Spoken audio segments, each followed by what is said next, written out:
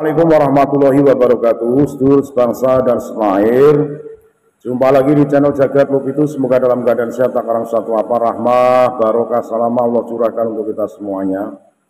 KRT Wira Hadiningrat atau Gus Fakih menyampaikan beberapa hal terkait dengan sikap kita selaku warga negara Indonesia yang bila mana tidak mau terjajah secara ideologi, secara rohani, walaupun secara badaniah kita mengakui diri bangsa ini sudah merdeka.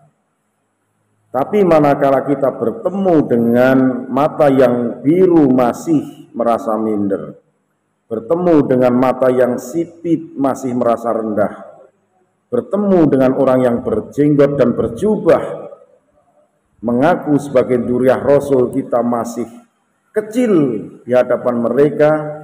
Itu tanda-tanda kita bangsa Indonesia belum merasa dirinya merdeka.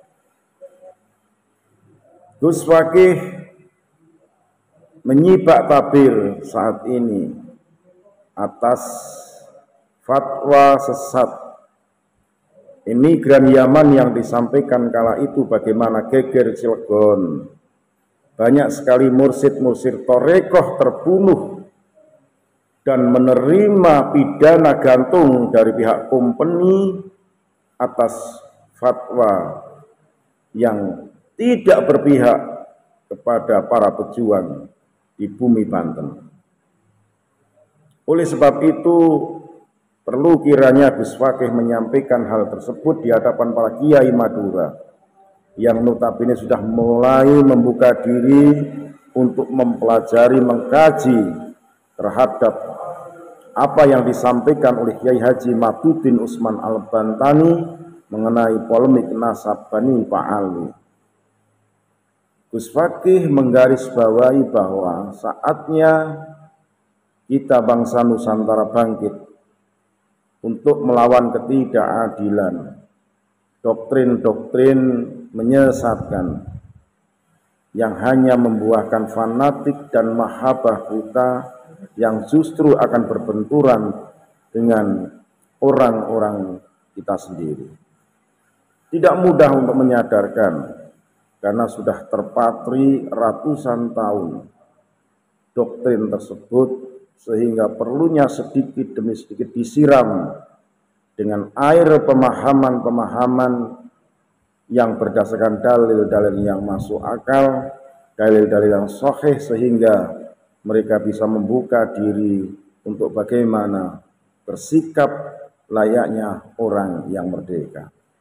Tidak berlama-lama, mari kita simak penuturan KRT Wira Hadiningrat saat bersama-sama kiai-kiai Madura dalam diskursus polemik nasab saat ini. Sekali lagi lah mohon maaf NKRI Hakamati Nusantara milik kita. Assalamualaikum warahmatullahi wabarakatuh. Detik ini kita belum benar-benar merdeka. Bahwa pada hari ini sisa-sisa penjajahan masih ada di dalam diri kita. Apa buktinya? Mental inlander masih banyak di dalam benak-benak insan-insan di bumi pertiwi Indonesia. Kalau kita masih ketemu orang yang matanya biru, kita masih merasa kalah pinter, berarti kita masih terjajah. Kalau kita ketemu sama orang yang matanya sipit, kita sudah duluan, saya pasti akan kalah bisnis dengan dia, kita masih terjajah. Kalau kita ketemu orang yang berjenggot dan hidungnya mancung, ya kan, dan mulutnya difasih-fasihkan sementara isinya caci maki, kita tunduk kepada mereka, kita masih terjajah. Dan beliau mengatakan bahwa dua kekuatan ini harus bersatu, yaitu kekuatan ideologis keislaman Indonesia yang mayoritas Islam Indonesia adalah Ahlussunnah wal Jamaah, ya kan, kita semua aswaja an-nabiyah, murid-murid dari Syekh Nawawi Al-Bantani, murid-murid dari Syekhona Khalil Bangkal, murid-murid dari Habib Hasyim Asy'ari yang menyebar ke seluruh Nusantara. Tetapi kritik saya, di PBNU sendiri hanya beberapa gelintir orang yang sadar bahwa kita masih terjajah. Ada kekuatan yang ingin mendoktrin, ingin mengkooptasi, menghegemoni umat Islam Indonesia dengan cara-cara yang tidak benar, dan itu yang kita lawan. Yang kedua, selain kekuatan ideologis, ada kekuatan biologis. Itu benar. Siapa? Mereka-mereka yang menjadi huriyah, menjadi keturunan dari para penyebar awal Islam di Indonesia, yang ketika umat Islam sekarang sudah menjadi mayoritas, datang imigran dari Yaman yang ini 100% diangkut oleh Belanda. Mereka dikasih gaji, mereka mendapatkan jabatan pekerjaan, ya, mereka mendapatkan fasilitas warga kelas 2, dan mereka bahkan menjadi mufti, yang mufti itu berfatwa haram memberontak kepada penjajah kafir Belanda. Sehingga akibatnya berapa ribu pejuang dan torikoh di Banten yang harus dipancung, harus dihabisi oleh Belanda karena perjuangannya patah oleh fatwa sesat ini. Bagaimana seorang keturunan Sunan Derajat ketika ditawari untuk menjadi mufti di Jawa Timur dan dia menolak, Syekh Abdul Karim kalau tidak salah, kemudian akhirnya dia harus dipenjara oleh Belanda karena tidak mau tunduk kepada Belanda. Dan Van den Berg sendiri menulis bahwa leluhur beliau yang bernama Maha Guru kita Syekh Nawawi Al-Bantani Mufti Makkah, Van den Berg sendiri mengatakan tidak mungkin orang seperti beliau akan mau tunduk kepada penjajah Belanda. Artinya apa? Mereka yang menjadi pewaris nasab keturunan dan juga pewaris ideologi dari para wali songo pasti tidak akan tunduk kepada penjajahan dalam bentuk apapun.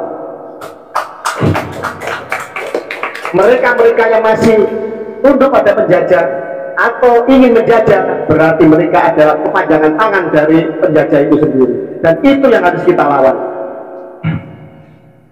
Saya sepakat NKRI tidak tiba-tiba ada dari ruang hampa. Ada kesejarahan yang agung, adiluhung dari kerajaan-kerajaan Nusantara, dari era pra-Islam hingga Islam. Saya sepakat. NKRI harga mati, saya sepakat. Tetapi NKRI harus berkeadilan dan jangan melupakan sejarahnya. Apabila ruh tongkat estafet kesejarahan ini kemudian oleh NKRI dilupakan, maka jangan heran kalau nanti NKRI akan kembali terjajah. Tidak hanya terjajah secara fisiknya, tetapi yang lebih jahat adalah terjajah di dalam batiniahnya, di dalam mainstream pemikirannya, dan di dalam mentalitasnya.